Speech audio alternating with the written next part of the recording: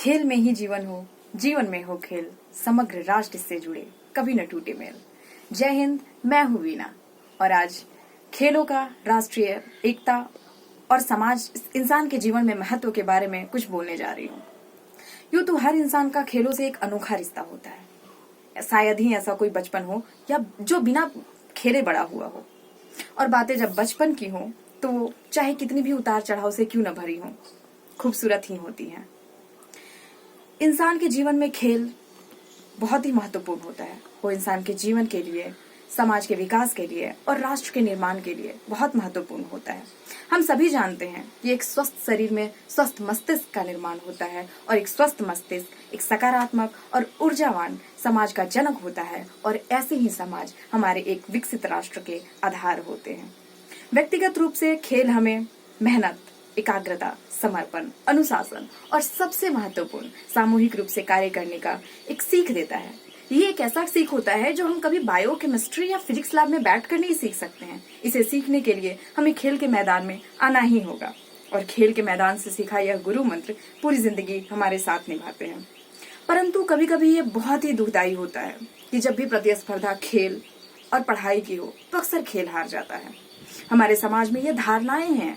लोग सोचते हैं कि खेल महज एक शिक्षण का भाग है, परंतु हमें समझना होगा कि खेल शिक्षण का महज भाग ही नहीं, खेल खुद में एक शिक्षण है।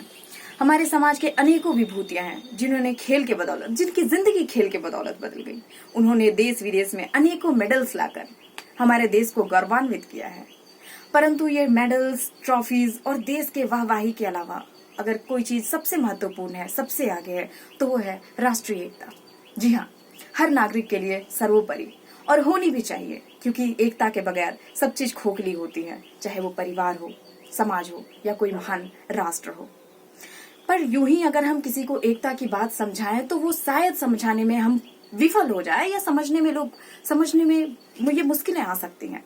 परंतु खेल एक ऐसा साधन है जो लोगों को बहुत ही आसानी या सहज भी में समझा देता है कि जी हाँ, एकता में बल है। इसके एक बहुत ही खूबसूरत और जीते जागते उदाहरण है सदगुरु जग्गी वासुदेव। उन्होंने तमिलनाडु के गांव में एक मुहिम चलाई। मुहिम थी खेलने की। उन्होंने वो गांव जो कि न जाने कितने धर्म, जात, छूत अछूत, ऊंच नीच तबके में बटा हुआ था, उन्होंने ये खेल शुरू कराई। और अनोखी बात ये थी कि ये खेल बच्चों के नहीं, बड़ों के बीच कराया, बुजुर्गों के बीच कराया।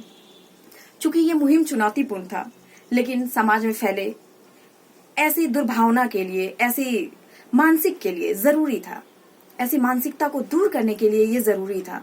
लोग खेलते गए और एक दूसरे के करीब आते गए। उनके बीच के जो दूरियां थी, वो फासले थे, वो कम होते गए। तो एक छोटा सा मुहिम हमें सीख देता है कि जब राष्ट्रीय एकता की बात आए तो खेल सबसे आगे आता है, और जब खेलेंगे तो एकता खुद ब खुद आ जाएगी। और हमारी पहचान ही तो एकता है। इसलिए कहा जाता है अनेकता में एकता, हिंद की विशेषता।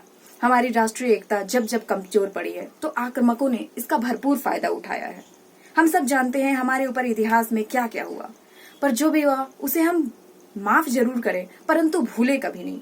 और इसे हमेशा याद रखने के लिए, अपने आप को बचाए रखने के लिए, अपने विकास के लिए ये जरूरी है कि हम एक रहें, एक साथ रहें, एक दूसरे के लिए रहें। और ऐसी पवित्र इच्छा, प्रबल शक्ति तभी आ सकती है जब हम खेलेंगे, एक साथ होंगे। और इसलिए अपनी वाणी को विराम देने से पहले मैं अंत में यही कहना चाहती हूँ कि मिलकर हाथ जोड़े हम, साथ किसी का न छोड़े हम। मिलकर हाथ जोड़े हम, साथ किसी का न छोड़े हम। राष्ट्र में एकता लाना है, आओ ना मिलकर खेले हम, आओ ना मिलकर खेले हम। जय हिंद,